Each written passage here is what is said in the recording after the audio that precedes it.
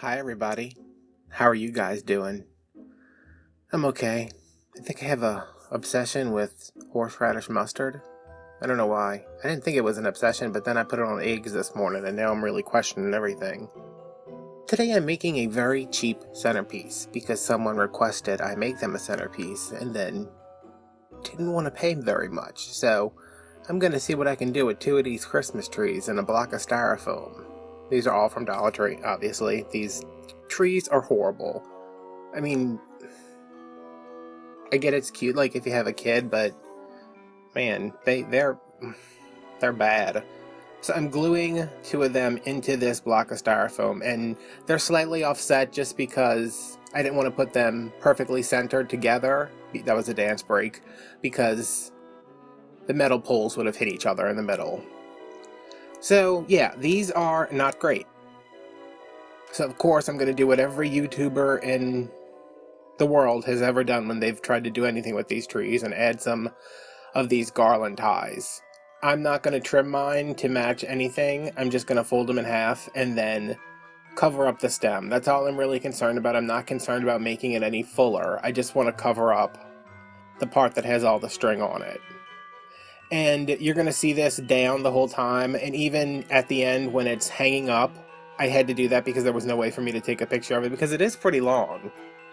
It's not super wide, but it's pretty long. So all I'm doing is working tier by tier, and I'm going to put the garland ties in between there, twist them, and then fluff it up.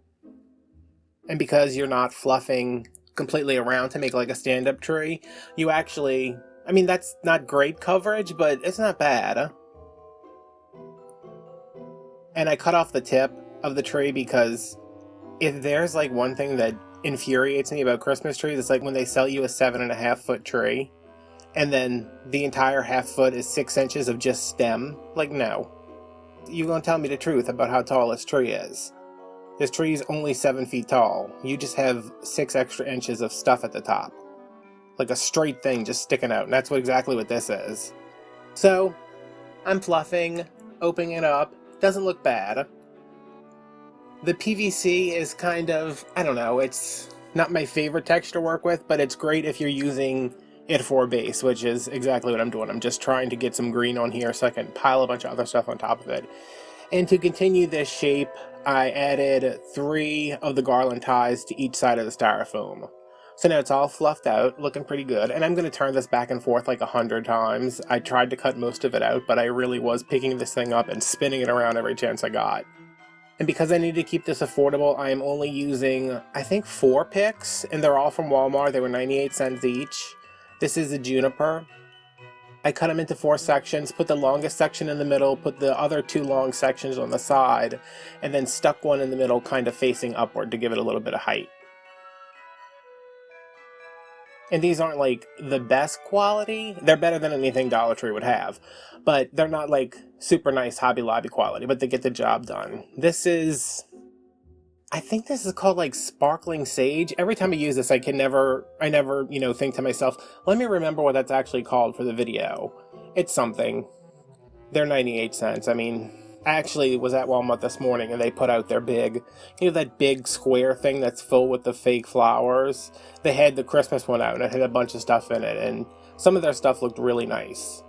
Like, the nicer it was, the smaller it was, because they were all 98 cents, but they had some nice stuff in there. They had a little bit of a lime green kind of foliage that I liked. I don't know what it was supposed to be, but I think I'm going to have to go back and get some of that.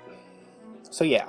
Now it's filled in. We have a little bit of dimension here. We have the PVC backing, the juniper, the sage stuff, whatever, and I'm just trying to pick out what ribbons I'm going with, and all I had to go with was burlap, gold, and red. I initially wanted to use that houndstooth, but then I was like, no. So I am using, the burlap is from, I'm gonna say Dollar General. The gold is from Big Lots, and the other one is from Walmart. It was my tree topper a couple years ago. So I have a bunch of it that was all messed up, from being on the tree, so I just straightened it out and I was like, you can have this. So I'm just making a loop right here. Nothing special about this. I made the loop and wired it off. I think these are 12 feet, so each... No, that mustn't be 12 feet. I divided the ribbon, however much was on the roll, I divided in half. It's going to be up to you how much ribbon you want to add in the end, I guess. But I just made a nice big size loop and then let the tail go all the way to the end because I'm going to tuck that in and... I don't know, I'm saying this is probably like 4 feet. That might have been 8 feet on that roll, or 6 feet, and each one's 3 feet. I don't know. And I glued these down, and there's also some wire picks that I made, just like little hairpins that are in there, and I just put my pliers on top to let it cool. And then I'm doing this very symmetrically, so I'm making a little poof and wiring it in, and then I'm going to do the same on the other side and back and forth. And this doesn't come together probably until I was outside taking the pictures of it, because the bow that I made to go on top of this was so rough. Like, it looked like it had been out drinking, it had gotten wet and put up wet, what is it called? Put up wet to dry, I don't know what it is. I don't know what I'm talking about, y'all. I got a pizza right here with my name on it. I'm just trying to get my life done, get my life sorted so I can eat this pizza and try to get rid of my headache. So yeah.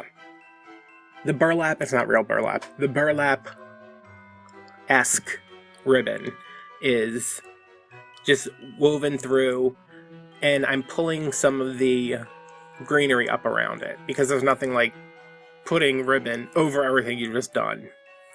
So now I'm making this bow, and I'm not going to make y'all watch another one of my videos of me making bows until I make a video of me actually making bows.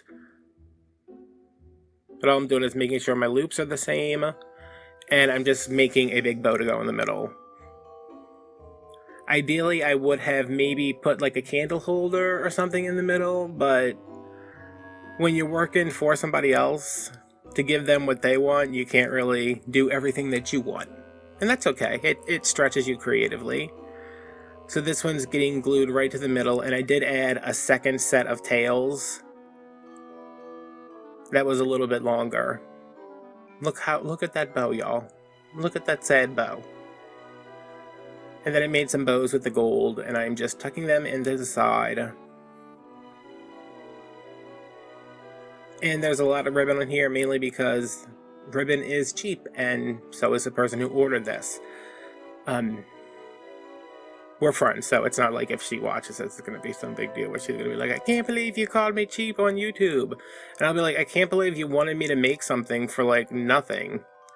Because let me tell you, if you're working for someone else, like, if you're doing something for someone else, I have a price where I start at.